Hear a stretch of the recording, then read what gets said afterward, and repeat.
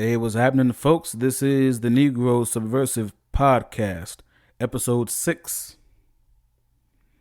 On the last two episodes, we looked at capitalism and its war on black sovereignty. This time around, we're going to look at a model, a principle of social, political, and economic organization that I think would be useful to consider for any new society we might build. I think too many people, when they imagine us having some kind of independence, they just basically think about us creating a mirror image of the United States, but with a black majority. The assumption is that the best we can do is to imitate the white man.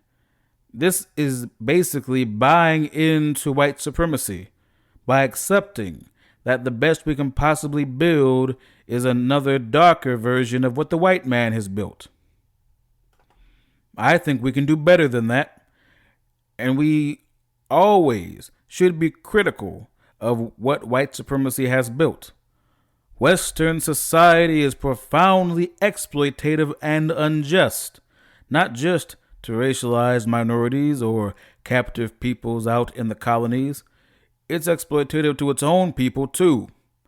That's why I highlighted in episode 4 or episode 4 or 5, one of them, that under capitalism, you always have a small elite exploiting the majority.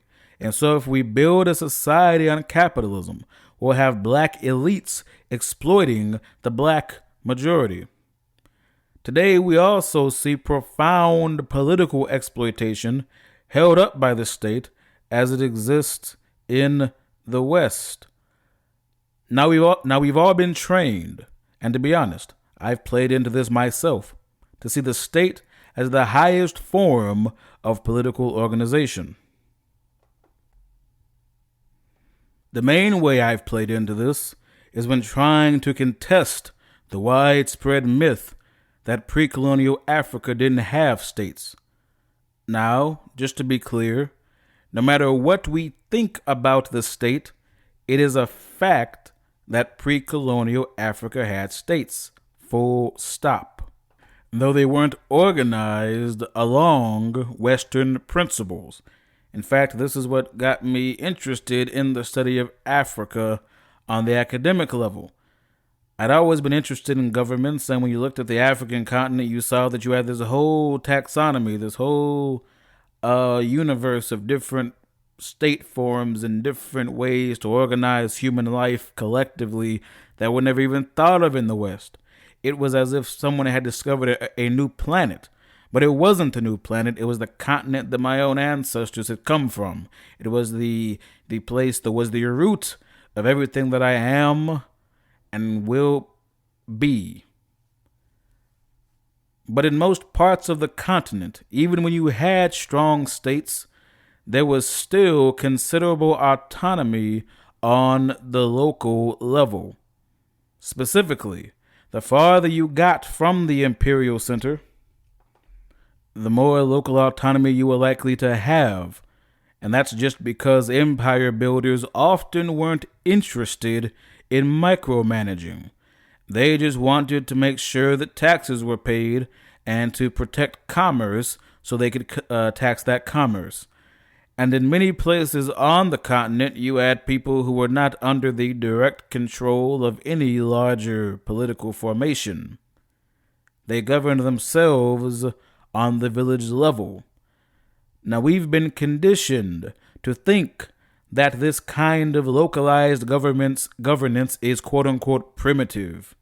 And again, it's still important to highlight that pre-colonial Africa did have states, not because the state is a superior form of organization, but just because it's a fact. And the myth that pre-colonial Africa did not have states is part of the intellectual machinery that white supremacy uses to justify its exploitation and brutality. That said, it's also important to give the village form of governance credit for what it accomplished, and to look at it as a potential model for our future. Now, I'm going to speak more in detail about traditional village-level models of governance in Africa in the next episode, But before we get there, in this episode, I want to look at certain theories about how we can bring local governments and direct democracy on a neighborhood, village, city, county, and state level back into play as an organizing principle for our new society. Now, so first of all, let me just set out very clearly what's wrong with the state.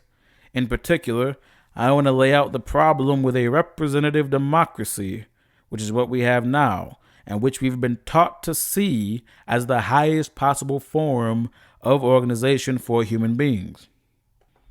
So representative democracy is when you let people, professional politicians, when you create a professional political class and elect members of that class to represent you in the government. So that's a permanent structure made up of folks whose only job is to run society. They might do other things, but generally that ends up being their only job. But if it's not their only job, that becomes a core part of their job and their social identity. Now we can compare this to direct democracy, where the people govern themselves, and the people being governed come together and make decisions for society. So they govern themselves directly. That's why it's direct democracy. Now you could argue that on a national level, on the level of a large country, that kind of direct democracy wouldn't work. But I'll get to that in a little bit. But let's take a look at my own hometown, Orangeburg, South Carolina, which has roughly 13,000 people in it. But even having 13,000 people in one place at one time making decisions would be kind of difficult. But it would not be impossible. Just look at the political party conventions that happen every 4 years. At the Democratic National Convention, you had 4,800 delegates, almost. Now, granted, nowadays the choice is pretty much already made by the time they gather together for the convention. But for most of American history, the conventions were actually where you picked the party nominee. So folks will gather together, argue, debate, then break off into separate camps and negotiate. And you'll have leadership, you'll have folks who are more influential than others, but ultimately everybody has their own vote to use how they want, and that works in conventions made up of thousands of people. But on the municipal level, on the local level, not every question or issue has to be sent to the whole population. Some questions relate specifically to specific neighborhoods and areas. In Orangeburg, there are 7 city council people for a population of roughly 13,000. It's getting closer to 14,000, so I'll just use 14,000 to make the math easier. You have 7 city council people. If you divide the population into 7, that would be roughly 2,000 people per council person. Getting 2,000 people into a room to discuss issues and vote on them sounds much easier, but to be honest, you could break this down even further. And again, I'm just using my own hometown as an example. You can do this with your town or city or any town or city you're interested in, or just make up a city and, run the numbers. If you want to divide these 7 districts down to, say, 10 groups of 200 people, which I think would be really pretty manageable, that would make it easier for people to have their voices heard. And then you could just build up from there with higher levels of authority. So the main body of 14,000 people, 14,000 citizens, might meet once a year to discuss big issues that relate to the entire city and lay out the general principles for governance. And then the neighborhood or ward council, whatever you want to call it, could meet maybe 4 times a year to discuss issues related to the blocks of roughly 2,000 people. And then the smaller neighborhood councils can meet on a monthly basis. I'm just throwing out frequencies, with additional commissions to meet more regularly based on issues that might come up, or you could just create a commission when an issue comes up, fix the issue, and then be done with it. Before I get into more detail about how that could work, I want to get at probably the biggest critique of this, that people aren't going to have time to keep up with all these different meetings and councils and to learn about issues that impact the community so they can be informed voters. and not just voters. One of the merits of this kind of system is that it would demand of individuals that they don't just show up every 4 years or every 2 years and vote and then go home, if they even do that. Governance and the work of politics and the work of human beings organizing collectively to exist together for their own collective well-being becomes an ongoing process. It becomes a foundational part of social life. Again, we're mainly talking about South Carolina, or I'm mainly talking about South Carolina for an example. And when I think of the question of people having time to participate in democracy, I think about John C. Calhoun, a white supremacist demon from my state, who led a major change in how white Southerners defended slavery. Before Calhoun, people like Jefferson and Washington tended to talk about slavery as something that was unfortunate, but that they couldn't get rid of responsibly. Now, that was a cop-out, but they still felt the need to cop-out so they wouldn't have to grow their own tobacco. Calhoun, being the inbred demon that he was, flipped the script. Instead of talking about slavery as an evil that cannot be ended immediately, he argued that slavery was actually not an evil, but was actively a good thing. He looked back to ancient Athens and argued that the only reason direct democracy worked in ancient Athens is that there was a population of enslaved people who did all the work, which freed up male citizens to sit around drinking wine and arguing about public policy. Now Calhoun was, if I didn't make that clear the first two times, an inbred demon. But his demented argument actually gets at two important facts about democracy. One, people need time, space, and energy to be able to learn about the issues that impact them if they're going to govern themselves and run their own society. Whenever you put a small group in charge of making decisions for society, whether that's a small slaveholding elite or your elected representatives, they depend on the labor the majority of the population does to make it possible for that political class to sit around all day studying and thinking about these issues. The biggest problem with the state is that even when folks are represented in it in theory, it depends on the fact that people as a whole aren't going to be able to understand and study and participate in and make decisions about their own collective life. When you have a small group of people who are in charge of making decisions for a larger group who don't really have time to make decisions for themselves, any group of people that you get together for any reason is going to start thinking about their own personal interest and the interest of the group they're a part of more than the interest and the wishes and the well-being of the people who sent them. Another good example is to take a look back at Orangeburg. Orangeburg is part of South Carolina's, I want to say, the 6th congressional district, which is represented by James Clyburn, who is the highest ranking black man in the United States House of Representatives. He's the majority whip, and when the Democrats are in the minority, he's the minority whip. Now, on paper, he is supposed to represent the citizens and residents of Orangeburg, South Carolina. But he didn't get to be the majority whip because of how well he served the people of Orangeburg.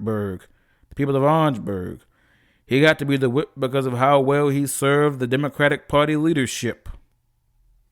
As a result, the citizens of Orangeburg are constantly fighting the Democratic Party for control of Clyburn and influence over Clyburn as their representative.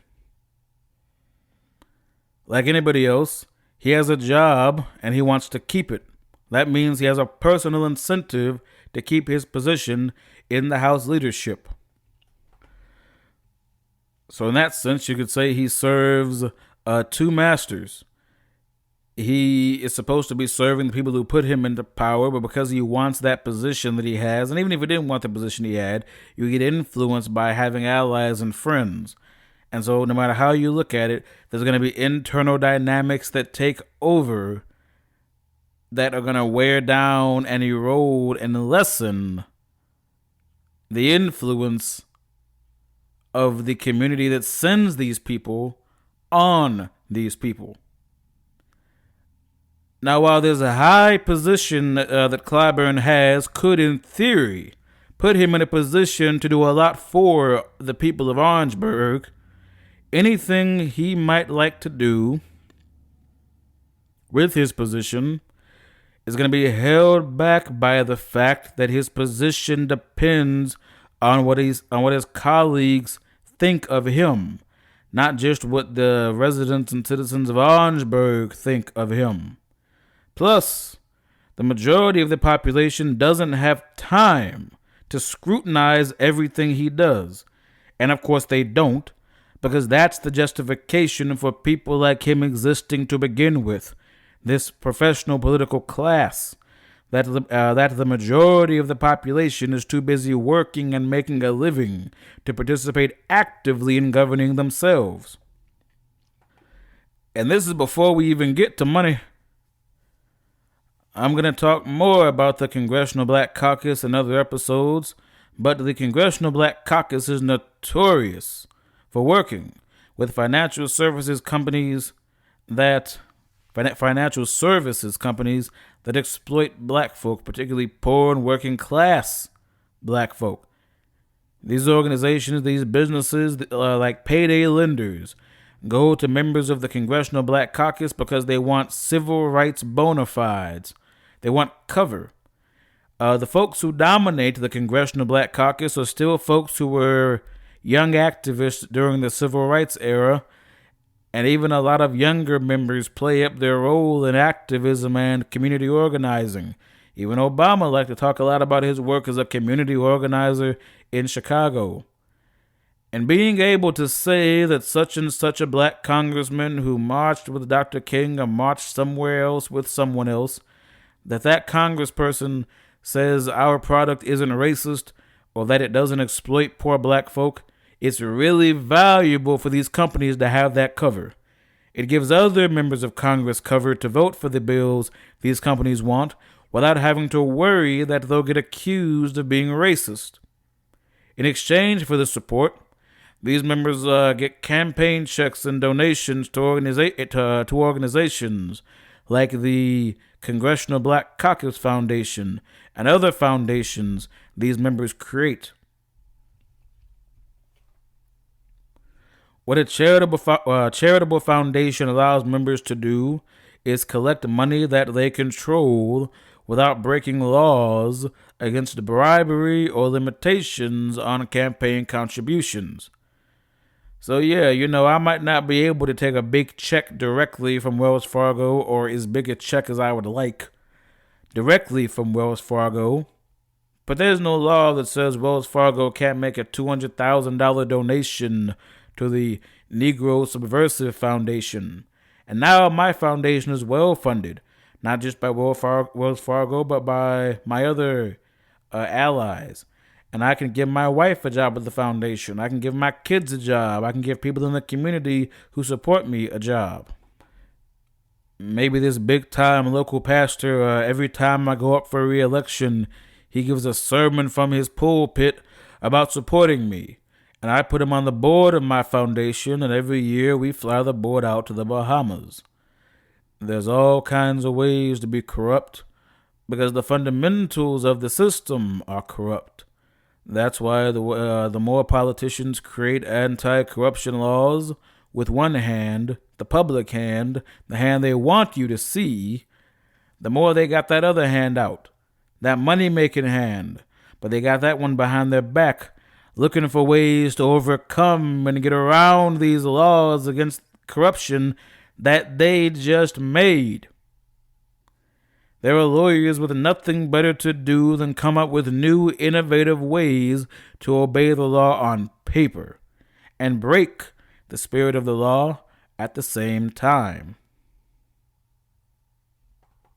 And so as long as you have this big ocean of cash floating around, it's going to find somewhere to go. It's just like the last episode where I was talking about dollarism. It's a culture. It's a mindset. It's a structure that is corrupt at its core. You hear a lot about corruption in Africa and the Caribbean and in South America. The reason why Western countries score a lot better on corruption indexes, aside from the fact that they're the ones doing the indexing, is that the white man has had, you can call it the good sense or you can call it the audacity, to legalize his corruption. Or should I say folks in the white man's countries, under the white man's system, playing by the white man's rules, have done this because all the politicians, including ours, the black ones, play this game. They call it, we're playing the game, you have to do it, instead of trying to come up with a new game with some new rules. But again, I'll go into this in more detail in future episodes on the Congressional Black Caucus and other ways the black political class gets jacked around on a string by the white man so they can jack us around. Black members of Congress are particularly liable and vulnerable to this kind of activity because they tend to represent poorer communities, obviously because black folks in America are poorer than average. So they would depend less on personal individual campaign contributions from their constituents, and they have to make up the shortfall, or they feel they have to make up the shortfall, or more to the point, the easiest way to make up the shortfall is to get this kind of support from corporations. You see this all over Congress. Once you get elected to office, your primary concern is getting reelected, and you need two things for that: money and votes. And any way you can find to get money that isn't going to mess with your ability to get votes is going to be something you're going to want to do. And again, since your constituents aren't watching you very closely, because they can't, because the only reason politicians exist is because we have a society that is set up to where the masses of the population don't have the time and energy to be actively involved in politics. To read 1,000-page bills and study issues in depth, this class of politicians can get away with a lot without having to worry about losing support. Because even if some journalist finds out and writes a 10,000-word article on corruption, who has time to read it along with all the other information you have to dig through to be a well-informed person? So this is another place where politics and economics come together.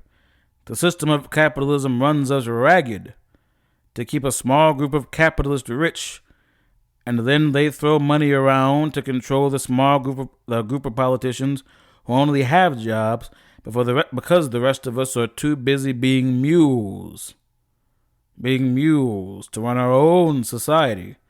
These politicians then use their power to keep the con game going. And this is not just at the congressional level. It's at every level. It's at the local level. At any level of politics you find capitalism distorting that politics. The only difference is the amount of money and the power you have. And again, we can go into the issues with municipal, the ways that specifically the white man controls us, even on the low, the white man in capitalism, and uses capitalism to control us at every level of political organization and of collective group life. And so, as a result, we are going to have to expel this system, both the state and the capitalist system, in order for any new society we create to actually be owned and controlled by the people of that society. In our next episode, we're going to look in more detail at how we could build a society on local units of direct democracy and how the national economy we've been talking about can support that. That episode is already up. As always, thanks for listening. This has been the Negro Subversive Podcast. All power to the people.